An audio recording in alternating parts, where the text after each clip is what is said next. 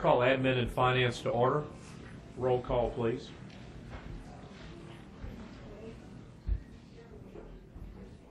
Dr. Beebe? Present. Dr. Beebe is present. Dr. Bofi? Here. Dr. Bofi is present. Ms. Bradford? Present. Ms. Bradford is present. Mr. Garvey? Here. Mr. Garvey is present. Mr. Gill? Present. Mr. Gill is present. Ms. Harris? Ms. Harris is not present. Ms. Hill? Ms. Hill is not present. Dr. Moranti? Present. Dr. Moranti is present. Ms. Orange-Jones? Ms. Orange-Jones is present. Mr. Romer? Here. Mr. Romer is present. Ms. Smith? Ms. Smith is not present. You have a quorum. Thank you. First item.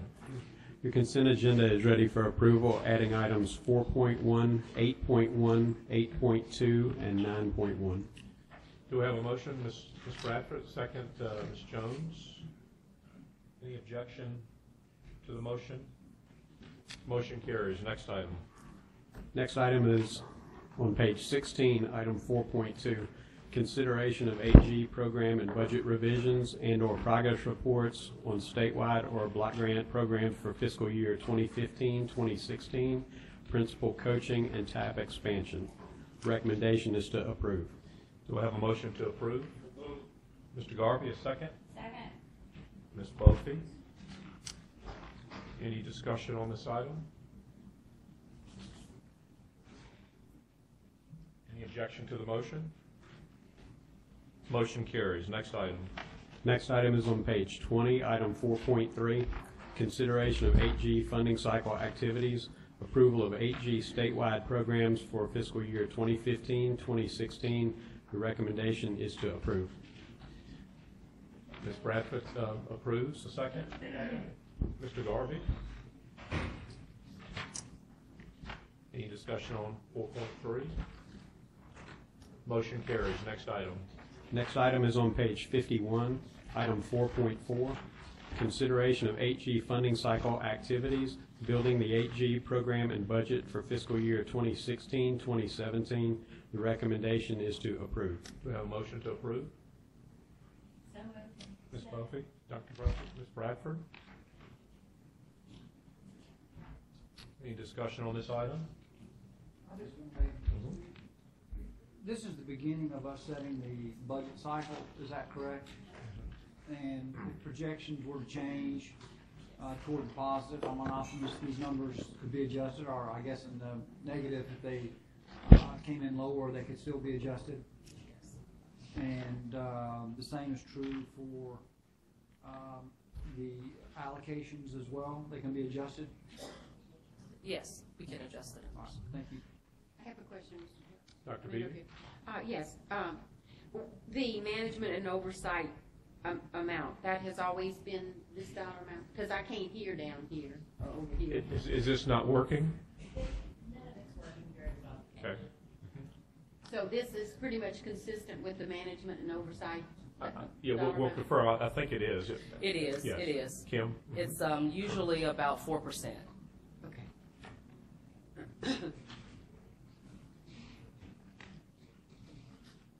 Any further discussion? Any objection? Motion carries. Next item. Next item is on page 53, item 5.1, consideration of a discussion regarding enrollment verification and implications for minimum foundation program funding of public schools. Item was added to the agenda by Dr. Beebe. Recommendation is to receive. So I'll take a motion, and Dr. Beebe, I'll let you speak to it. Okay, which item are we on? 5.1 on page 53. Okay. Do we have a motion to receive? Ms. Bradford, and seconded by Ms. Jones. Dr. Beebe, this is the Right. It deals with the MFP, and it's just concerned that in the past, in our budget letters, we would see the number of students who would attend a charter school, for example, ABC charter school, within the St. Martin Parish school system. If I had 12 students attending that charter entity, that would be disclosed in that budget letter. We have since removed, and we just put a dollar amount, say like 250,000, or I'm just giving you a dollar amount. So, and you know, when I questioned it, it was stated that we have to be concerned about student privacy, and so I don't know how we can derive or be concerned about student privacy when we're only indicating the number of students attending ABC charter. Are we protecting the charter entity? I mean, I don't understand that rationale, so I'm just asking for clarification. Why do we no longer present the information as we have done in the past with the number of students leaving our district so that we can track them? That's accountability. It would appear to me that's what we want. So I would need someone to speak to it to explain why we're no longer doing it that way. Yeah. Superintendent Wine. Let me just say first, this has become quite a contentious issue, I think, as you know, Dr. Beebe, and I know that there are going to be speakers. I really just would encourage everybody speaking, and let's not make this a district versus charter issue. I'm not saying you're doing that, Dr. Beebe, but I do think for example, I know there may be issues voiced around Monroe, and I think there are legitimate policy questions that Superintendent Vidrine may raise. On the other hand, charter schools have their concerns too, and I know they're not trying to cast aspersions on school boards. So I don't want to make this into a proxy for a larger dispute. It's a technical question that both sides have legitimate concerns about. There used to be two practices in which the department would engage. One, the department would give lists of students to school boards who are responsible for levying taxes when those students who reside in their parishes would then go and attend a charter school. And that allowed the local district to verify, in fact, when my MFP state share is deducted or discounted, in fact, these children do reside in my parish. Seems totally fair. Also, the department would put up a list called Table 8 that would show across every charter school, LSDVI, LSMSA, NOCA, etc., and every parish, how many kids from each went to each. Two problems have happened in the time since those practices were the status quo. One, the department no longer has the names of children. The state no longer has personally identifiable information because of the implementation of laws. So even if St. Martin Parish wanted to know the names of students who attend a charter school and claim residence in St. Martin Parish, I couldn't tell you who they are or their addresses. Second, the federal government has said to us that our table, the original charter school and district table, was in violation of FERPA, which is a Right to Privacy Act. They said that, as with any other number that we report, any number that is above 10 is a violation of that child's privacy, and that we can report it, but we cannot report numbers above 10. So I have asked our staff to put Table 8 back online. They have done that, but they have suppressed any number that is below 10. We also, though, it leaves a question remaining, which is who verifies that when a child attends a charter school, in fact, that the residency is accurate. And so we have changed our guidance to charter schools to require, these are mainly, has to do with type 2s. We have changed their guidance to them to require that they gather information regarding the residency of children, and that information be subject to the annual state audit that is done of those schools, so that we can audit on the back end. Now, if I were in a superintendent's position and I were looking at my own books, would that be as easy as taking a list of names and going and checking them myself? Probably not. But given the privacy restrictions, I think it's the best we can do. So if it's greater than 10, you can put 15. Yes. But if it's less, you can't record. Correct. And we have provided the Superintendent's Association with the guidance that the federal government has given us directly on that issue. So Dr. Beebe, I'm going to go to public comment. Yes, because then I want to hear the discussion. And Okay, I'm going to call everyone up. I think there's about 6 or 7, and the first 4 would come to the table, and then we'll get the others behind those. Sean Fleming, Sarah Vandergriff, Dr. Kenneth Ducote, Scott Richard, and then behind them Brent Vidrine, April Dunn, and Lee Reed.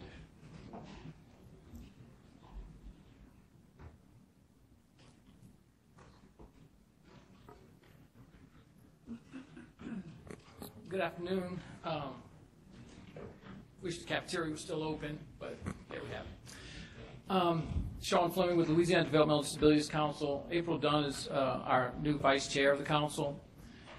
And I shared a letter with y'all that the council had submitted at the end of July. It's related to two different things. One is the issue of data, because there are huge differences between parishes, particularly in their local allocations per student. But the other thing is how all the math works and what the law says in terms of those allocations. And the council has been trying to get schools that serve kids to receive the right amount of money based on the MFP for a long time. The state share is now being distributed based on the student weights, but the local share is not. And I guess I'll do the math for y'all. I'll try to make it simple. The state share is dependent upon the local revenue. They're not independent amounts. So the amount in, say, Iberville Parish that they get per student, based on their student weights, mind you, but those counts, but is much different than West Baton Rouge Parish because they have Dow, and they don't have as many students. So their state share in the MFP is maybe like $3,000. I'm just going to use some rough numbers. Whereas in West Baton Rouge, the state share might be $4,000. Where the total MFP is going to have to include that local amount. So Iberville Parish, in this example, is going to be giving more money based on what was the initial calculation that we all said, yes, this is how much it costs to educate a student. And so when a student leaves and goes to a different school, they take their student characteristics with them. And based on the MFP, we've already made the distinction that those characteristics are associated with money. And that money is either state or local. Same characteristics as following that kid. What's happening right now is the interpretation is it only applies to the state share, not the local share. And that is not just or fair or make any sense. And whoever is taking the kids with the most needs, and kids with disabilities, as we all know, costs 2.5 times on average, is what the MFP says. They're not getting that. It's still not happening. So we ask that y'all allocate the local revenues in the same way, using the student weights, as you do at the front end of the MFP as you do on the back end. The other part is the transparency in data. Without having the data, it's impossible to tell how the distributions are done. And while I understand school systems have some reporting issues, it's the only way I could ever tell what was going on. And as difficult as it is to track all that, I could see whether the law was being followed or not followed, or whether there were some recommendations to change it. So without access to any of that data, it's unclear how the funds are being allocated. And I just encourage y'all to provide access to that data to the people that need it. Thank you very much. May I ask a question? Sure. Are you referencing characteristics of the students? Is that the data that you're referencing? Yeah, well, yes, sir, President Rowan. So the MFP has a number of different tables in it. I understand. What data? I'll clarify to you, because you know, if you like, I can walk you through it. If you go back and look at last year's MFP data, it wasn't just Table 8 that was taken out. Because, like a charter school would take kids from different parishes, each charter school had its own table. So you could see how many kids from which parish came out of it. Those have all been collapsed into a single table. So even if you were to put the same student characteristics that you do, and that's in there, it's like you can say, then this many kids with disabilities, this many kids, on free and reduced lunch, etc. But the amounts that are being pulled out and moved around between school systems varies depending on where they come from, greatly. And so without that level of data, it's impossible to determine whether the right amounts of money were moved around, essentially. Okay, I appreciate that. Thanks. Thanks for the clarification. Thanks, Mr. Fleming. Ms. Vandergriff? Yes. Hi, Sarah Vandegrift on behalf of the Charter School Association. In general, I have 3 comments. One, with regards to a lot of these questions regarding the Type 2 charter schools and funding from the superintendents, one of my main concerns is that this is just another backdoor way for them to relitigate a current issue that's before the courts concerning the existence of Type 2s, how they're funded. Just to remind everyone, this is currently in litigation. There's nothing that a policy right now change can do, and it will be before the First Circuit Court of Appeals as briefs are currently being filed. 2, in terms of transparency, there's nothing more that the Charter School Association stands for more than transparency. We ask that of the state, we ask that of local districts, and we ask that of charter schools themselves. So in terms of charter schools being as transparent as possible in terms of their practices, that is what we stand by. We are also held to extremely tough standards, especially around our auditing. We are required, just like any other public school, to be audited annually, and we have to change auditors every 3 years, and our audit results are submitted to the legislative auditor. So on a very intimate level, there's charter school information that is submitted directly to the legislative auditor. So please don't think that charter schools are not transparent more than any other type of public schools. 3, regarding this other kind of questions around MFP numbers, Table 8, et cetera, there's also been a comment regarding one of the reasons why they want the information, specific information of saying 3 students versus 10, where you can still see significant information where, for instance, Calcasieu Parish on Table 8 shows that more than 800 students are going to Southwest Louisiana Charter School. There's still ways for districts to understand if there are significant or insignificant students attending charter schools from their parish or not. One of the reasons I've been hearing for districts wanting more personally identifiable information, specifically, they're looking from a list from the State Department as to charter school students' names and addresses, because for some reason they say that may help them better understand what services charter schools are providing that their districts don't. You don't need student names and addresses to currently get that information. It's all open to the public. Anyone can attend a charter school board meeting, they can look to their website, they can even go visit the charter school themselves. So if trying to go about finding personally identifiable student information, you don't need that. So those are just our 3 stands. Yes, charter schools, we will be as transparent as possible. We are held to extremely tough standards by the legislative auditor, and we will gladly work with any district that would like to know more information about the different services and innovative services that our charter schools are providing. Thank you. Appreciate your comments. Dr. Ducote? Yeah, Ken Ducote, Executive Director of the Greater New Orleans Collaborative of Charter Schools, formerly the East Bank Collaborative. We're an organization whose members represent 14 different Type 1, 2, 3, and 5 charter schools in the Greater New Orleans area, presently Orleans and Jefferson parishes. I just have 2 points. One point is that our schools are used to enforcing the address of residence within the parish. Most of our administrators were previously with the local school district as direct run schools prior to becoming charters. They're familiar with all of the tricks, for lack of a better word, that people have to get into a different school district. They require quite a bit of different independent sources of information when they register the students to verify the proper residence within the parish and within the law. So we believe that it is appropriate that we have to comply with any audit standards, that the authorizers requirements that they have for the accountability for us having proper registration procedures, be in place.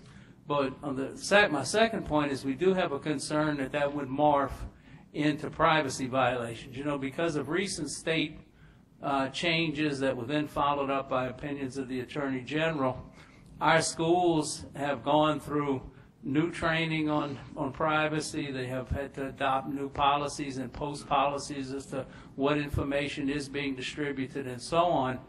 And so they are very, very attuned to the necessity to protect the children and the children's records. And so our schools are very concerned that there would be any requirement that would force us to either breach those requirements or to not give out information because we're limited to these other requirements.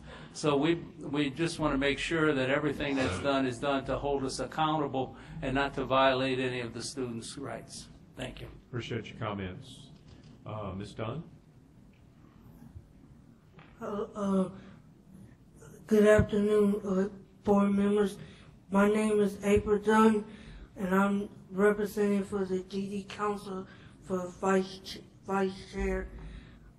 My concern is the local share for MFP for students with disability. I feel like it's not fair that the students with disability are not getting their fair share for MFP on the local level, and I would advise you to vote for MFP, fair share for people with disability. Thank you. Appreciate your comments. Mr. Reed, if you'd come on up. And Superintendent Milton, we have a card for you that came in. So, Scott, why don't you go ahead. Scott? Good afternoon, Chairman Guillotte and members of the committee. This is a financial issue for local school districts from a very simple accounting view of the world without getting into, as certainly respect Superintendent White's request to not get into a tit-for-tat versus the discussion about charters versus traditional public schools. From a purely financial standpoint and an auditing standpoint, and to Superintendent White's credit, we've had some discussions about the issue, but we need to go further, hopefully, in the near future. Very simple. A local school district has to overinflate its MFP revenue, and the expenditures are inflated in the annual financial audit that's transmitted to the Louisiana Legislative Auditor for all of the 69 local school boards, simply because the local school board has to account for the transfer out of the dollars that are rerouted to other LEAs. Thus, the chart that you have, that hopefully you have, that we passed out. And this is extractions from the MFP budget letters on the LDOE website, and it's just a snapshot of the last 3 years of local revenue due to other schools. And you can obviously see the trends are trending upwards.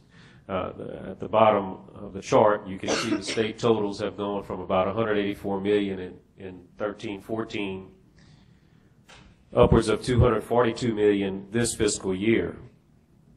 And there needs to be some remedy to the situation, because in the financial audit that's transmitted to the legislative auditor that every school board is subject to, and every LEA, the superintendent has to verify through a notarized affidavit in that audit that they are aware of and they attest to the fact that these numbers can be corroborated and verified to the legislative auditor, that these dollars are actually flowing where they need to flow.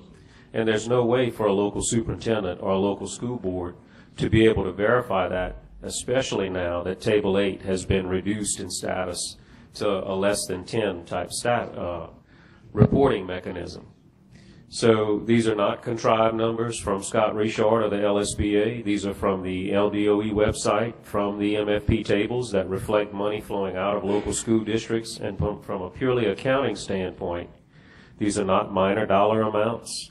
As we all know through the MFP task force, the state we've dealt with these issues about budget shortfalls, and we just need to be able to verify where the dollars are flowing, because superintendents are being asked to do that now, and it impacts their budgets tremendously. And we would hate to have to get the legislative auditor involved in a process that we think we can work out through policy.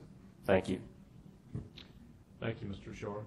Superintendent Verdreen. Thank you, Board, for allowing me to speak. Mine comes about on February 1st of 2015. I was notified that IMIP would be reduced a little less than $1 million due to students that enrolled in a charter school.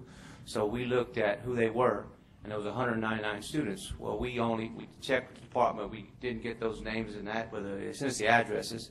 So we spoke to the charter school, and then we noticed that only 110 had actually left us.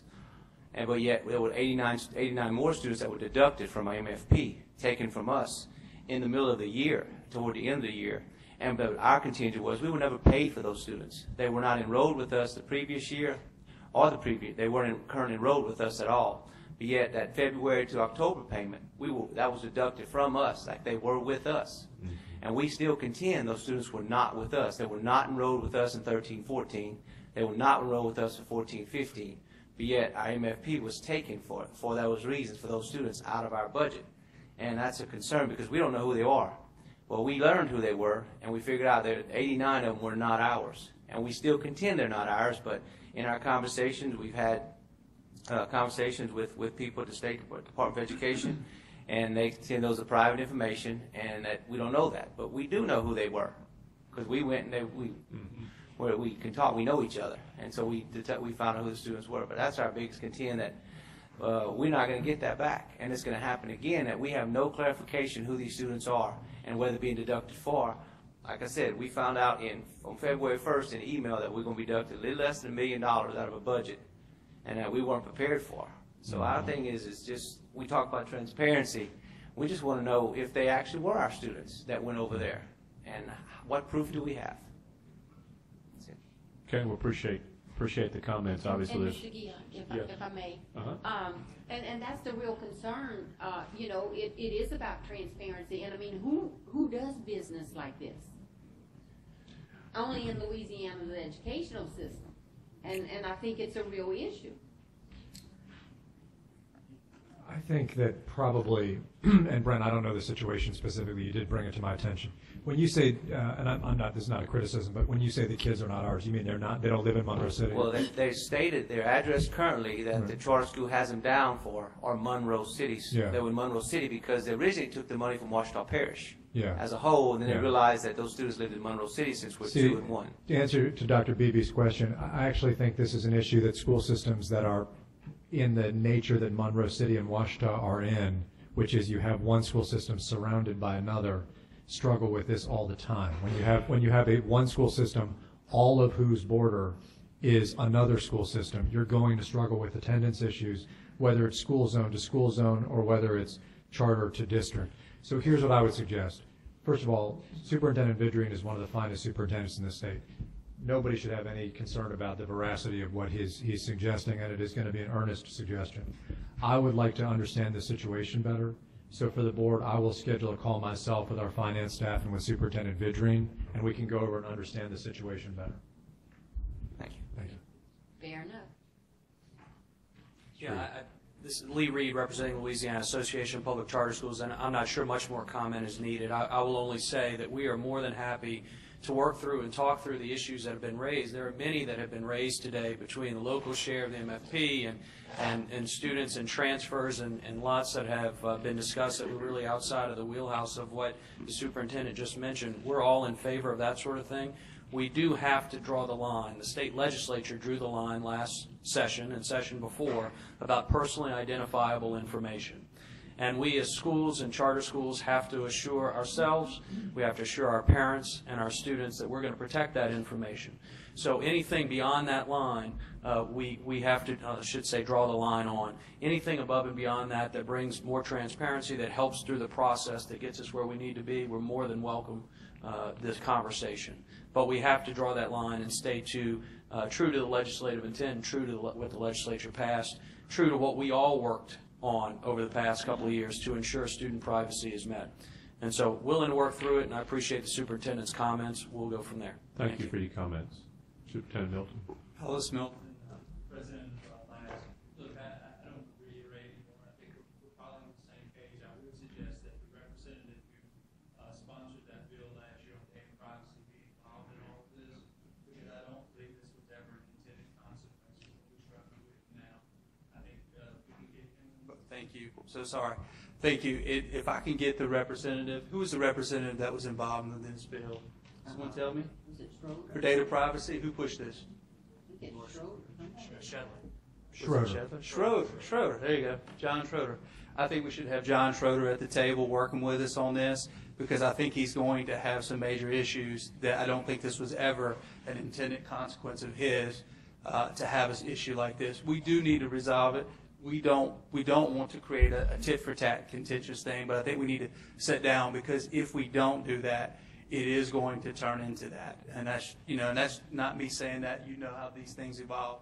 I would rather just try to figure out how we work out so that we have accountability for everybody. Appreciate your comments, which sure seems both parties are willing to sit down and work through it and with the current process. And I'd say we'll see where the call goes, Superintendent White, and take it from there. Appreciate the input. Any further discussion from the board on this item? So we had a motion to receive this. So any objection to receiving it? Okay. Motion carries. Next item. Next item is on page 54, item 6.1, consideration of federal state grants and allocations to LEAs, Type 2 charters, Type 5 charters, approved non-public schools, and community-based organizations, competitive and other. Recommendation is to approve. Do we have a motion to approve? So moved. Mr. Garvey, seconded by Ms. Bradford. Any discussion on this item? Any objection to the motion? Motion carries. Next item. Next item is page 72, item 6.2, consideration of a report from education finance staff concerning Type 2 and Type 3B charter school budgets and expenditure reports, including irregularities or concerns. Recommendation is to receive. Do you have a motion to receive? So moved. Mr. Romer, second. Dr. Bofi, thank you. Any discussion on this item? Any objection to the motion? Motion carries. Next item. Next item, page 77, item 6.3, consideration of the special school district budget. Recommendation is to receive. Do you have a motion to receive? Move. Mr. Garvey. Ms. Bradford, seconded it. Any discussion? Any objection to receiving it? Motion carries. Next item. On page 79, item 6.4, consideration of fiscal dialogues as a result of the fiscal risk assessment processes. Recommendation is to receive. Motion to receive? So moved. Dr. Bofi, second. Ms. Bradford. Any objection to receiving it? Motion carries. Next item. On page 82, item 6.5, consideration of LDE contracts over $50,000. Recommendation is to approve. Do I have a motion to approve? Ms. Bradford? Second. Dr. Bofi, thank you. Any discussion? I do have two comment cards on this item. Any discussion from the board prior to that? Ms. Nealon?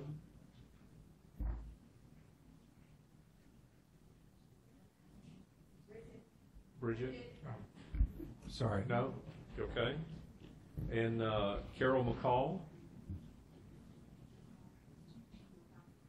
Okay, any comments? No. Any discussion from the board?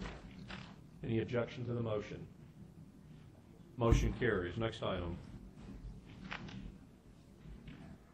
On page 88, item 7.1, consideration of a report from education finance staff concerning Type 5 charter school budgets and expenditure reports, including irregularities or concerns. Recommendation is to receive. Need a motion to receive? Ms. Bradford, thank you. Mr. Garvey, thank you for the second. Any objection to receiving the report? Motion carries. Next item. On page 94, item 7.2, consideration of RSD contracts and leases of $50,000 and over. Recommendation is to approve. Need a motion to approve? So moved. Dr. Bopey, seconded by Dr. Moranti. Any objection to the motion?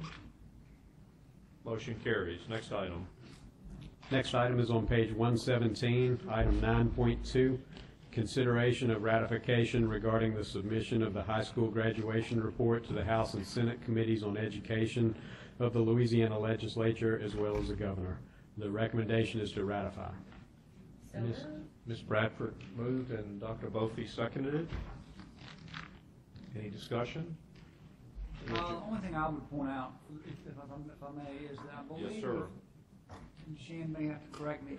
I believe we had to send this by a certain date, which would have been prior to this meeting. And so, in fact, I just want to point out that I sent it with my signature with a notice that if we had changes, I don't know that there will be any, that we would come back and have the ability to change it. I just want everybody to know that. Thank you. Any objection to ratifying it? Okay, motion carries. Next item.